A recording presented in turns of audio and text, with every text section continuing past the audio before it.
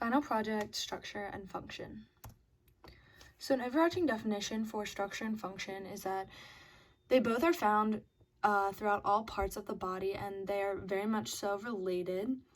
Structure is what and how is made up of something in our body, and function is what that structure then provides and helps our body to do.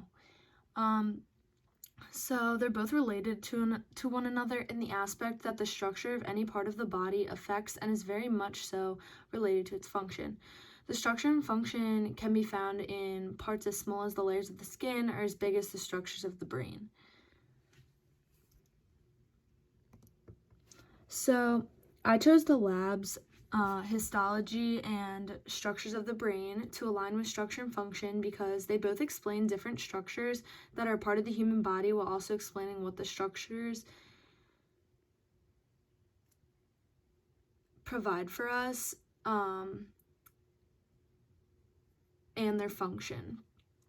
The bigger picture found in both these labs is to be able to identify these structures present in the human body through a picture, and from that to be able to provide an explanation on what the structure's overall purpose, function for our bodies is.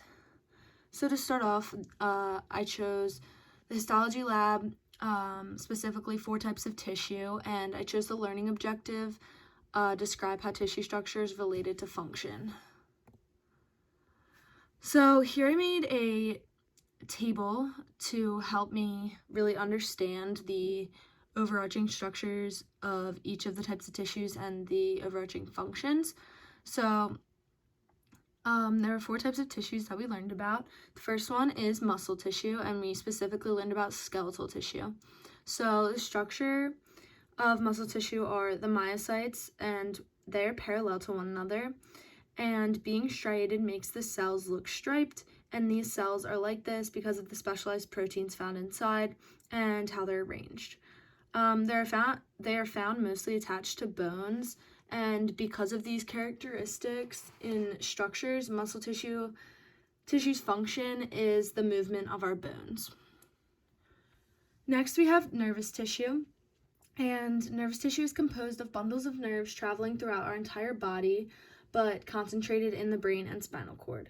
A single cell, called a neuron, is composed of a cell body that is attached to dendrites and axons. The function these structures provide are transmitting and processing information from electrical signals for communication throughout the body.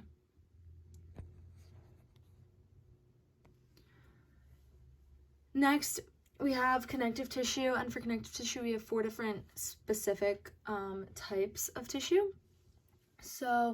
But I wanted to say that the overall function of connective tissue is pretty self-explanatory. It connects many structures of our body together. And then we have these specialized types of connective tissue which have different functions that are specific based on their structure. So as you can see in the table, adipose is a fat tissue that is found under the skin or surrounding organs. So some examples of that would be like kidneys. So its overarching function is to provide energy storage, insulation, and protection.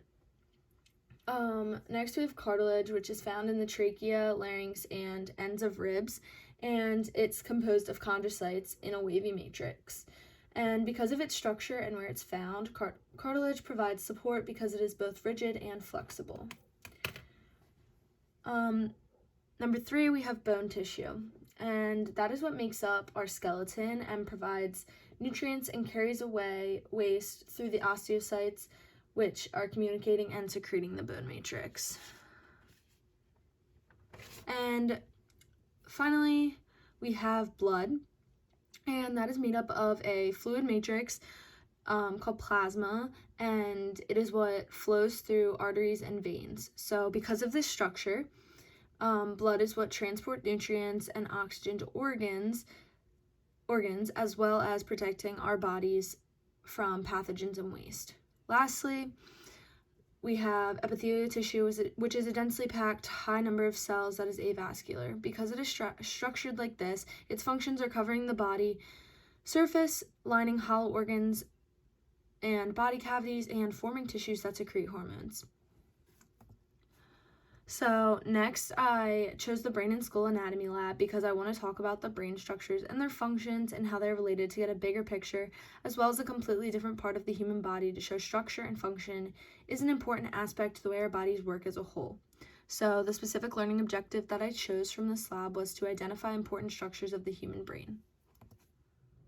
Next, I have the meninges of the brain, just to show a quick overview that the meninges structure is that they are membranous coverings of the brain and spinal cord, and then that directly correlates to the way they function and what they provide as a function to our overall well-being and stuff, and that would be to provide a supportive framework, and as I have written at the top, to pad the brain. Lastly, I want to talk about and teach you about the brain structures, and so here we have a drawing that I drew and labeled with a lot of the main structures of the brain that we learned about. And I want to start off by saying that each part of the brain is structured in a specific way so that the brain as a whole can work together and work as a whole and function properly. And that really just goes to show how tied together structure and function are. So a couple of the structures I want to talk about is I'm going to start off with the cerebral cortex, which is located at this whole part of the brain, and it includes the right and left hemispheres and all of the 4 lobes, so frontal, parietal, temporal, and occipital.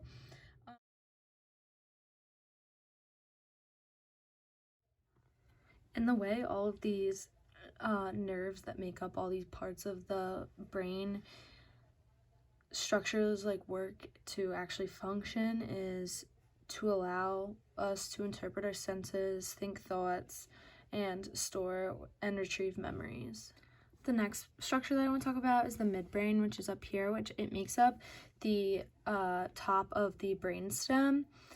So it sits right below the hypothalamus and the pons, which are up here, or above or below the hypothalamus and above the pons. And so because it sits between these 2 things and where it's placed and structured and how it works, it is a relay center that carries fibers to the rest of the body. The last brain structure that I'm going to talk about and teach you about is the cerebellum, which is right here at the bottom back of the brain. And it is made of the right and left cerebellar hemispheres, which causes it to be the control skeletal muscle during automatic motions, judging time, and rhythm.